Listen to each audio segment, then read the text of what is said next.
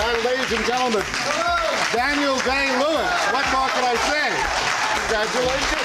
I told you you were going to. Thank you very much. Thank you.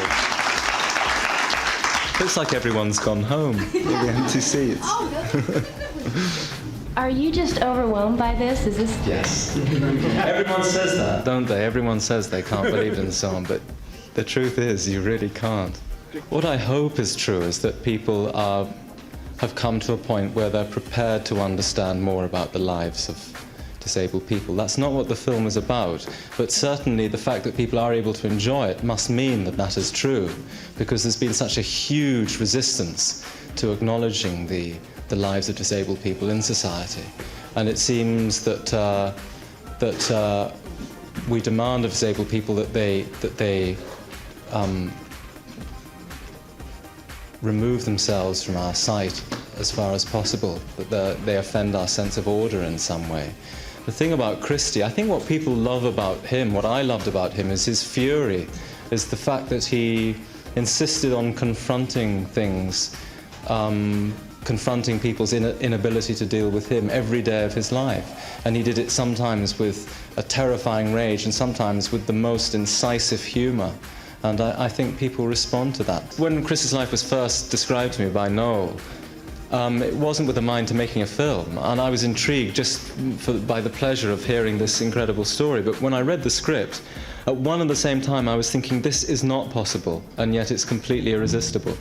I don't mean this in a negative way, but you're almost like the dark horse. People are talking about Tom Cruise and Morgan primarily, and then all of a sudden you start generating this kind of groundswell recently. Just tell me your thoughts. I'm curious what your thoughts are going into that, whether you expected this at all, and if it crossed your mind, or if you said, fine, let them think about them. What's so difficult is that if people begin to expect it for you, then it's sort of hard to close off your ears, and because you can't imagine the scenes probably that are going on in Ireland at the moment. But last time I was there was when the day that the nominations were announced, and I went over for a party which Noel had organised, and it was like Stephen Roach winning the Tour de France. It was like Ireland getting into the World Cup, and everyone really wanted it to happen. And it appalled me for a moment, that responsibility, because I felt that it was a really outside chance, a really slim chance that we had of getting anything. I thought, how are we going to go back to this place and face all these people? Are you going to appearance at all the corner pubs now? Well, I'll try to make all of them. I don't know about... Okay, over here on the right. I think the truth is I am actually relieved, because it does engender a huge amount of tension, this occasion. And well, I hope I'll be able to celebrate it as much as possible with the people that are here who made the film, and they've all come over here. I mean, they're sleeping in cars, and probably half of them have been arrested, I don't know, but most of them are here, and I think they're gathering in a particular place at a certain time, so I guess there'll be some madness tonight.